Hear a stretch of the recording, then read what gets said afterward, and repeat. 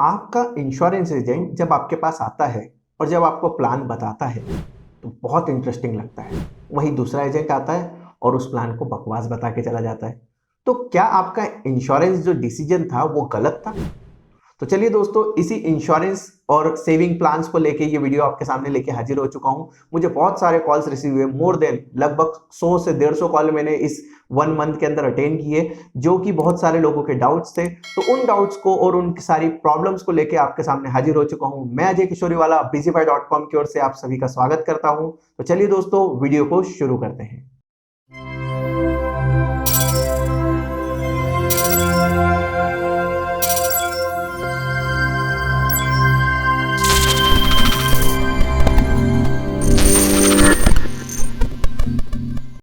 तो दोस्तों, जैसा कि मैंने आपको बताया, मुझे lots of number of calls आए। HDFC संचय पार एडवांटेज, HDFC का सुपर इनकम प्लान, HDFC को लेके संचय प्लस को लेके, या ICICI के प्लान को लेके, PNB प्लान, PNB मेटलाइफ को लेके। कई लोगों को तो उन्हें पता ही नहीं होता है कि लाइफ और जनरल इंश्योरेंस में क्या डिफरेंस होता है। उन्हें केवल इंश्योरेंस वर्ड समझ आता है। तो कोई ICICI लोम्बार्ड को लाइफ इंश्योरेंस समझ रखा है, जो कि उसका घर का इंश्योरेंस था। तो बहुत सारे डिफरेंस कॉल आए और बहुत सारी जो लोगों को गलत जानकारियां थी वो बहुत सारी मैंने कोशिश भी की उनके फोन पे के माध्यम से उनको दूर करने की। तो दोस्तों, ये वीडियो के अंदर मैं आपको कुछ बेसिक चीजें बताने वाला हूं। इस वीडियो को आप अगर पूरा देखेंगे तो मेरा ये दावा है कि जब भी आप कोई भी इंश्योरेंस पॉलिसी आप लेंगे तो 99% मेरा ये मानना है कि आप उसके अंदर कभी भी अपने आप को ये फील नहीं करेंगे कि मैं ठगा गया, या आने वाले फ्यूचर के अंदर कभी आपको अपने डिसीजन के ऊपर पछतावा नहीं होगा कि हाँ, मैंने ये डिसीजन लिया था और ये मैंने गलत ले लिया था। तो दोस्तों, आप सबसे पहले कोई भी जब इंश्योरेंस एजेंट आपके पास आता है तो वो इंश्योरेंस पॉलिसी लेके आता है क्या? ये फेमस है कि इंश्योरेंस पॉलिसी, लेकिन मैं आपको पहले एक सिंपल लैंग्वेज के अंदर सबसे पहले क्लियर कर दूं कि शुद्ध insurance, pure insurance only term insurance होता है। बाकी जो भी प्रोडक्ट होते हैं जिसके अंदर हमें पैसा मिलने वाला होता है, इतने साल बाद इतना मिलेगा, ये इनका एक एडिशनल फीचर है जो कि इंश्योरेंस आपको देते हैं। आपका डेथ बेनिफिट आपको देते हैं कि आपको कुछ हो गया तो कंपनसेशन हम आपको देंगे। ये सारे इंडोमेंट प्लान होते हैं, सेविंग प्लान होते हैं, राइट। तो कंपनी इसे कुछ इस तरीके से डिजाइन करती है कि जहां पे आप सेविंग करते हैं, आपसे कंपनी पैसा लेती है और डेफिनेटली जब आपसे पैसा लेगी तो उसको कहीं ना कहीं यूज करेगी और उसके बदले में आपको कुछ थोड़े बहुत रिटर्न दिए जाएंगे। तो दोस्तों, सबसे पहले तो मैं आपको बताना चाहूंगा, बहुत सारे लोगों का ये भी कमेंट है कि ये कंपनी की पॉलिसी, ये वाली पॉलिसी बिल्कुल खराब है, या वो पॉलिसी बिल्कुल खराब है, ये बहुत अच्छी है, म्यूचुअल फंड बहुत अच्छा है। तो दोस्तों, मैं आपको सबसे पहले ये चीज क्लियर कर दूं, मैं इक्विटी मार्केट में भी इन्वेस्टमेंट को देखता हूं, म्यूचुअल फंड में भी देखता हूं, और आप अगर मेरे चैनल के ऊपर देखेंगे तो मैंने लगभग इन्वेस्टमेंट के हर सेक्टर को कवर कर रखा है। मैंने कुछ वीडियो के माध्यम से, छोटे छोटे वीडियो के माध्यम से हर सेक्टर को कवर किया है। रियल एस्टेट के बारे में भी मैं थोड़ी नॉलेज रखता हूं कि हाँ, क्या किस तरीके से करता है व्यक्ति, किस तरीके से करता है। लेकिन मेरा ये मानना है, मैं अपने पर्सनली जो एक्सपीरियंस के आधार पे आपको बता रहा हूं, कि जब कोई व्यक्ति कोई डिसीजन लेता है, जैसे म्यूचुअल फंड के बारे में आप कहते हैं, कई लोग कहते हैं म्यूचुअल फंड में इन्वेस्ट कर दो, SIP कर दोगे तो आपके रिटर्न इस प्लान से तो इतने ज्यादा मिल जाएंगे, फिर आप इतने कम रिटर्न के लिए या इतने कंपैरिजन के साथ में इस प्लान, इतने खराब प्लान को क्यों ले रहे हैं, राइट। कई लोग ये भी समझ में आते हैं कि आपने प्राइवेट कंपनी का ले लिया, LIC का नहीं लिया। कई लोग बोलते हैं कि मैंने LIC का ले लिया, प्राइवेट का नहीं लिया, LIC प्राइवेट होने वाली है। और सब लोग, सीधी सी बात है कि सब अपने मतलब के हिसाब से थ्योरी बना के आपके सामने रख देते हैं। लेकिन मेरा अनुभव क्या कहता है? मेरा अनुभव यह कहता है कि जब आप किसी भी कंपनी में कोई भी इन्वेस्टमेंट करते हैं तो वहां पे सबसे पहले आपको कुछ चीजें जानना जरूरी होती है।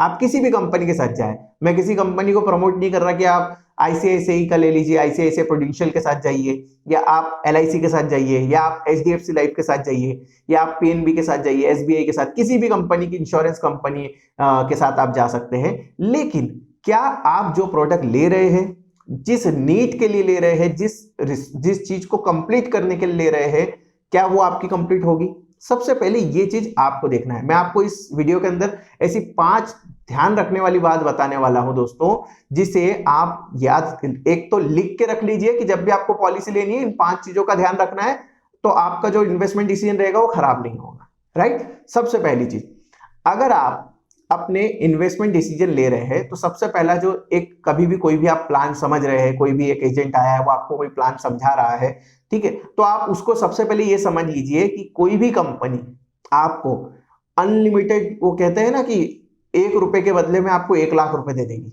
ऐसा कोई प्लान कभी भी किसी भी कंपनी का आज की डेट में मार्केट में है ही नहीं। आप इस चीज को समझ लीजिए।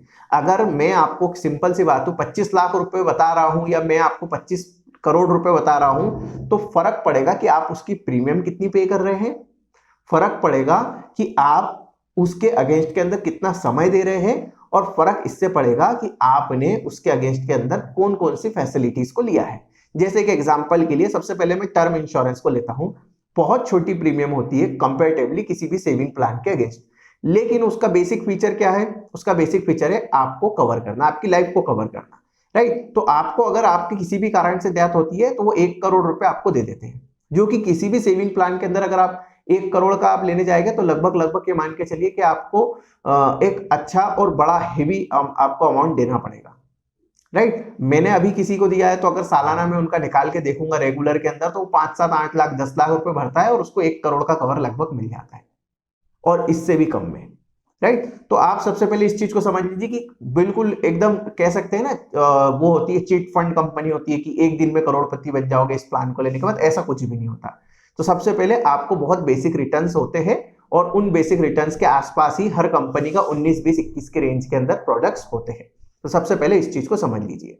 दूसरा जो पॉइंट है, सबसे पहले आपने अगर ये चीज समझ ली तो आप कोई भी एजेंट जब आपको किसी भी कंपनी का आपको पॉलिसी समझाने आएगा, आपके माइंड में ये जहन में ये बात है कि हाँ ये जो रिटर्न्स बताएगा तो वो कहीं ना कहीं पे आपको थोड़ा बहुत मैनिपुलेट कर रहा है, तो आप उसको पकड़ लेंगे तो उसका कॉन्फिडेंस यूं ही डाउन हो जाएगा और वो बिल्कुल एक्चुअलिटी पे बात करने लग जाएगा क्योंकि आप उस चीज को समझ रहे हैं, राइट। तो सबसे पहला पॉइंट है।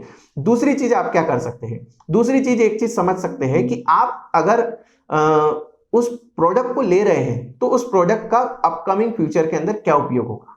देखिए वो आपको बेच रहा है क्योंकि उसे इंश्योरेंस एजेंट को या जो भी कंपनी का एम्प्लॉय है उसका टारगेट है, उसको इंसेंटिव है, जो भी उसकी जरूरत है वो अपनी जरूरत पूरी कर रहा है, लेकिन क्या उस प्रोडक्ट से आपकी जरूरत पूरी हो रही है? जैसे कि एग्जांपल के लिए मान लीजिए कि आप टर्म इंश्योरेंस आपने 1 करोड़ का ले रखा है, राइट, और आपकी मंथली इनकम 5 लाख रुपए है, राइट। अब 5 लाख रुपए मंथली इनकम के सामने केवल आपने 1 करोड़ का टर्म इंश्योरेंस ही ले रखा है, तो अगर 5 लाख रुपए महीने के हिसाब से आपकी फैमिली एक्सपेंसेस करती जाएगी तो कितने महीने आपकी इनकम चलेगी? एक बार ये सोच के देखिएगा, राइट। तो आपको ये चीज समझना जरूरी है कि आप जो प्लान ले रहे हैं उसकी वर्थ आपके सामने कितनी है।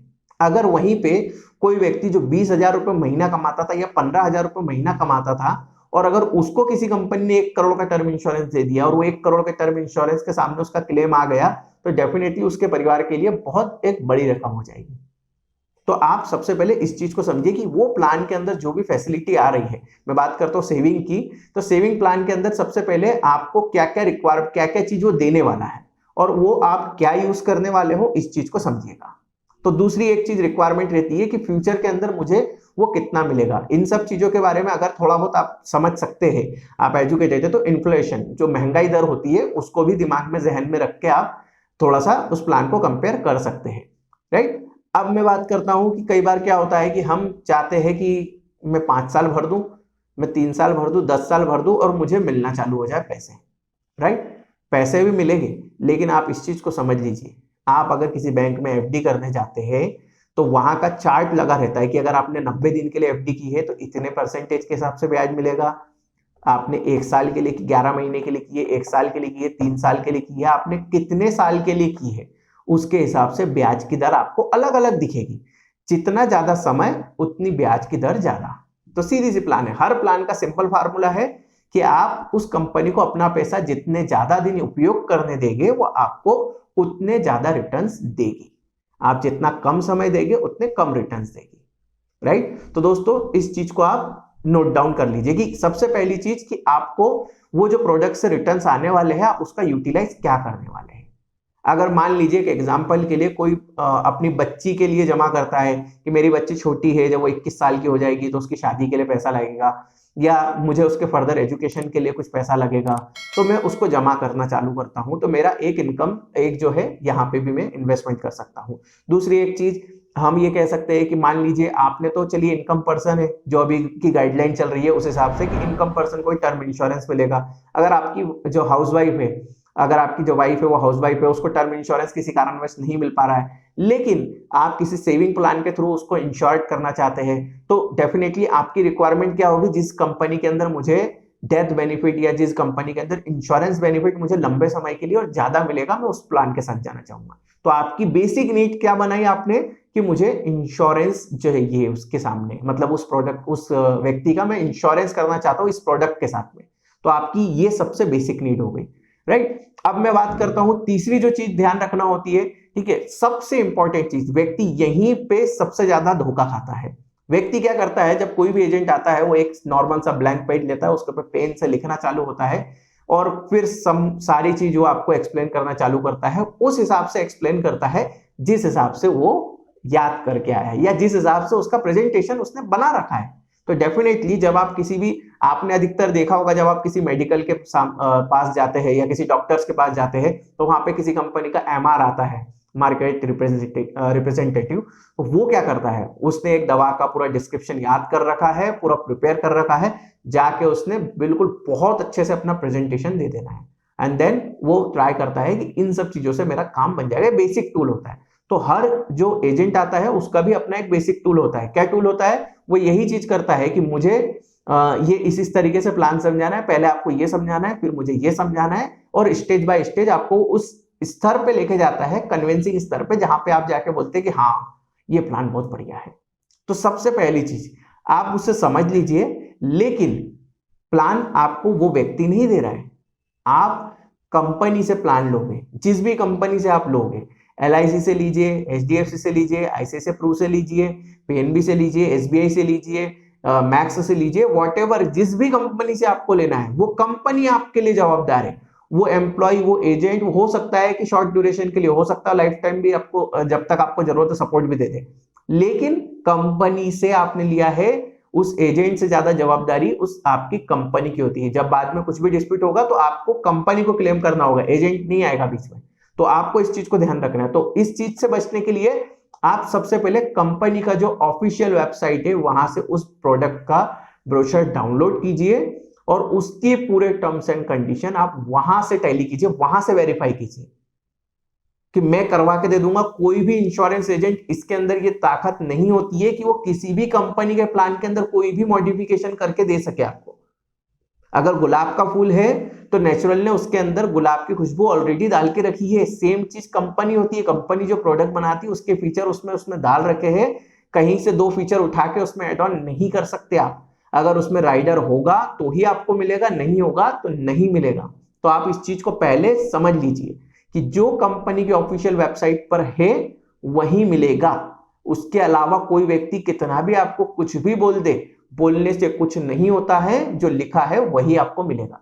तो आप सबसे पहले कंफर्म कीजिए, सारी चीज रीवेरीफाई कीजिए ऑफिशियल वेबसाइट से, राइट। तो मैंने आपको एक तीसरी चीज बता दी। चौथी चीज जो आपको मैं इंपॉर्टेंट बताने वाला हूं, वो सबसे बेसिक चीज होती है कि जब आप कोई भी प्रोडक्ट लेते हैं, कोई भी प्रोडक्ट के बारे में, हो सकता है कि पहले 3 पॉइंट के अंदर आपसे गलती हो गई, या मेरा वीडियो देख रहे हो तब तक आप पॉलिसी ले चुके हो। तो सबसे पहले मैं आपको इस चीज को बता दूं कि जब भी आप कोई भी कंपनी की कोई भी पॉलिसी लेते हैं तो उसको लेने के पहले एक चीज तो जरूर देख ले कि आपको उसके अंदर मनी बैक पीरियड या उसको रिटर्न करने का कोई ड्यूरेशन सर्टेन पीरियड दे रखा है क्या। मैक्सिमम कंपनी 30 दिन का पीरियड देती है। और सबसे इंपॉर्टेंट चीज होता है कि कंपनी की तरफ से आजकल वेरिफिकेशन कॉल आने लगे हैं, जो कि आपको प्लान के एक्चुअल फीचर रिकॉर्डेड लाइन के ऊपर बताते हैं और आपसे कंफर्मेशन लेते हैं। तो आपको ये चीज का भी ध्यान रखना है कि अगर आप हिंदी भाषा में कंफर्टेबल हो तो आप उनसे पूरा प्लान हिंदी में ही सुने। अंग्रेजी में आप कंफर्टेबल नहीं हो तो आप उन्हें मना कर सकते हैं कि ये मेरी भाषा नहीं है और मैं इसमें इन सब चीजों के लिए हामी नहीं दे सकता। बिल्कुल मना कर सकते हैं आप। ये नहीं कि एजेंट ने बोला आपको हाँ भर देंगे, तो ये आपने अपने लिए फिर एक प्रॉब्लम और क्रिएट कर दी। तो सबसे पहली चीज उसका ड्यूरेशन देखिए, कंपनी का इस ड्यूरेशन के बीच में पॉलिसी होने के बाद में, पॉलिसी होने के पहले भी या पहले पॉलिसी होने के बाद में कहीं ना कहीं कंपनी के प्रोडक्ट एक्सप्लेनेशन के लिए कॉल्स आने लगे हैं। तो आप उस प्रोडक्ट को वहां पे बिल्कुल वेरीफाई कर सकते हैं जो आपने समझा। हो सकता है कि कोई व्यक्ति बता कुछ रहा, आप समझ कुछ रहे हैं, ये भी कई बार होता है, मैनिपुलेशन होता है, तो आप इस चीज को वहां पे भी वेरीफाई कर सकते हैं। तो ये सबसे चौथा इंपॉर्टेंट पॉइंट है, जिसके अंदर 30 दिन का पीरियड है, तो आप उस पीरियड के अंदर उसको रिटर्न करके आप अपना पैसा बचा सकते हैं। क्योंकि आपने एक बार पॉलिसी ले ली, एक बार में ले ली, और आप अगर सोच रहे हैं कि मैं अगले साल उसके अंदर पैसा ले लूंगा, तो मैं मानता हूं कि लगभग पहले 2 या 3 साल तक हर पॉलिसी की जो सरेंडर वैल्यू होती है वो ऑलमोस्ट 0 के बराबर होती है। तो वहां पे सीधा आपको लॉस ही होना है और कुछ नहीं होना है, राइट। सबसे इंपॉर्टेंट। और पांचवा जो चीज मैं आपको सबसे ज्यादा बताने वाला हूं कि आप कभी भी कोई भी चैनल के थ्रू खरीद रहे हो, यहाँ पे चैनल बहुत इंपॉर्टेंट लगता है कि आप बैंक में गए, बैंक के थ्रू आपने इंश्योरेंस लिया है, या आपने लाइफ किसी एजेंट के थ्रू लिया है, या आपने डायरेक्ट ऑफिस जाके विजिट करके लिया है, या आपने ऑनलाइन परचेस किया है। देखिए, कंपनी ने एक बेसिक प्रोडक्ट बना दिया, राइट। जैसे एक एग्जांपल के लिए मैं आपको सिंपल सी एक बात बताता हूँ। कार होती है, जब कार हम खरीदते हैं, ठीक है, तो सिंपल सी बात है, कार हमें शोरूम से मिलती है, कंपनी ने उसका ऑथोराइज डीलर बना रखा है। लेकिन डीलर क्या खुद बेचता है? उसके बहुत सारे सेल्स एग्जीक्यूटिव होते हैं और बहुत सारे अलग अलग सोर्स होते हैं। जैसे अगर हमने देखा बड़े शहरों के अंदर जो बड़ा डीलर रहता है वो छोटे छोटे विलेजेस के अंदर क्या करता है, उसके पॉइंट्स बना देता है जहां से बुकिंग ले लेता है, और फिर उसको दूसरे जो मेन वहां से डिलीवर करना चालू करता है। Same as it is company ने प्रोडक्ट बना दिया है। अब कंपनी उसे कहां कहां सेल करती है? कंपनी सबसे पहले ऑनलाइन वेबसाइट्स को बेचती है जो कि पॉलिसी बेचते हैं। कंपनी इंश्योरेंस ब्रोकर को बेचती है, जो ब्रोकर्स होते हैं, इंश्योरेंस में भी ब्रोकर होते हैं जो कि मल्टीपल कंपनी के इंश्योरेंस या मल्टीपल कंपनी के प्रोडक्ट सेल करते हैं, तो उन्हें देती है। फिर बात करते हैं, कंपनी खुद भी बेचती है अपनी ऑफिशियल वेबसाइट से। फिर कंपनी के ऑफिशियल जो होते हैं, कंपनी के जो एम्प्लॉय होते हैं, कंपनी उनके थ्रू भी सेलिंग करती है। फिर कंपनी क्या करती है? कंपनी अपने एजेंट्स बनाती है जो कि LIC के एजेंट्स जैसे होते हैं, क्योंकि हमारे देश में तो फेमस एजेंट मतलब LIC एजेंट ही होता है आज की डेट में। तो एजेंट्स बनाती है, उसके थ्रू सेलिंग करती है। फिर कंपनी बैंकिंग चैनल के थ्रू सेलिंग करती है। जैसे HDFC है तो डेफिनेटली वो HDFC का ही प्रोडक्ट सेल करेगी। अब कोई बैंक है, मान लीजिए ग्रामीण बैंक है, या कोई हम कह सकते हैं छोटा बैंक है, तो उसका खुद का इंश्योरेंस कंपनी नहीं है, तो वो क्या करती है? टाई अप करती है। जैसे अभी जो रिसेंटली एक मैंने वीडियो भी बनाया था, आप अगर मेरे चैनल के ऊपर नए हैं तो आप मेरे वीडियो लिस्ट के अंदर जाके देख सकते हैं कि HDFC लाइफ एक्साइड बैटरी, जो एक्साइड इंश्योरेंस था, HDFC लाइफ ने उसको खरीद लिया है, राइट। तो एक्साइड का भी इंश्योरेंस था। तो ये कहीं ना कहीं पे बहुत सारी कंपनियां सेलिंग करती है और इस तरीके से अपने प्रोडक्ट को लोगों तक पहुंचने के बहुत सारे सोर्सेस, बहुत सारे चैनल बनाती है। तो आप किस चैनल के थ्रू खरीद रहे हैं? अगर आप बैंकिंग चैनल के थ्रू खरीद रहे हैं, आप बैंक में गए, बैंक के किसी एम्प्लॉय ने आपको ऑफर किया, क्योंकि मुझे ये मैं इसलिए बता रहा हूं, मुझे बहुत सारे कॉल्स आए जो कि बैंकिंग चैनल के थ्रू उन्होंने इंश्योरेंस और ये सब चीज खरीदी थी। अगर आपको कोई बैंक का एम्प्लॉय ऑफर कर रहा है कि हाँ मुझे आप ये इंश्योरेंस ले लीजिए, तो आप उस बैंक के अंदर कहीं ना कहीं पे एक इंश्योरेंस पर्टिकुलर बंदा होगा। आपको जो मैंने पहले 4 पॉइंट बताए हैं, आप उस बंदे से सारी चीजें कंफर्म कीजिए, क्योंकि बैंकिंग का जो एम्प्लॉय है वो आपको अप्रोच कर रहा है इंश्योरेंस के लिए, लेकिन वो है बैंकिंग का एम्प्लॉय। इंश्योरेंस का एम्प्लॉय हर बैंक के अंदर अगर वो अप्रोच कर रहे हैं तो वहां पे रहते ही, या वो विजिट करते हैं और आपको समय देते हैं और आपकी पूरी रिक्वायरमेंट को फुलफिल करते हैं। तो सबसे पहली चीज, चैनल आपने अगर सही ऑनलाइन लिया है तो ऑनलाइन चैनल के थ्रू आपको खुद को सेल्फ स्टडी करना होगी, और सेल्फ स्टडी आपकी स्ट्रांग होनी चाहिए। आपको वर्डिंग मीनिंग है, एक्चुअल वर्ड मीनिंग जो कॉर्पोरेट लेवल के अंदर यूज करते हैं अपने अलग अलग प्रोडक्ट को डिफाइन करने के लिए, तो उन वर्ड्स के मीनिंग को समझना पड़ेगा, राइट। तो आप इस चीज को आराम से समझ सकते हैं। ये मैंने कुछ बेसिक चीजें आपको बता दी जो आप किसी भी प्लान को लेते समय पे जो है देख सकते हैं। अब एक टॉपिक में आपको बहुत जल्द वीडियो मिलेगा आपको मेरा, जिसके अंदर मैंने ये भी आपको क्लियर करा है कि कैसे म्यूचुअल फंड्स के अंदर हम इन्वेस्ट कर सकते हैं, क्यों हम ये पॉलिसी ले, या म्यूचुअल फंड के अलावा जब म्यूचुअल फंड में हमें इतने अच्छे रिटर्न है तो हम इक्विटी में रिटर्न है, तो हम यहीं पे क्यों इन्वेस्ट करें। तो बहुत जल्द उस वीडियो के साथ में भी आपके बीच में आने वाला हूं दोस्तों। ऐसे ही मोर इंटरेस्टिंग वीडियो देखने के लिए आप हमारे चैनल को सब्सक्राइब कीजिए। वीडियो पसंद आया तो लाइक कीजिएगा, कमेंट कीजिएगा, आपकी जो भी प्रॉब्लम्स है मुझे कमेंट करके जरूर बताइएगा, मैं ट्राई करूंगा आपको पूरा रिजॉल्व करने का। तो दोस्तों, वीडियो अगर पसंद आया तो वीडियो को लाइक कीजिएगा, कमेंट कीजिएगा, शेयर कीजिएगा, और चैनल को सब्सक्राइब करना बिल्कुल भी ना भूलिए। बहुत जल्द हाजिर होता हूं आपके सामने एक और नए वीडियो के साथ में। थैंक यू दोस्तों।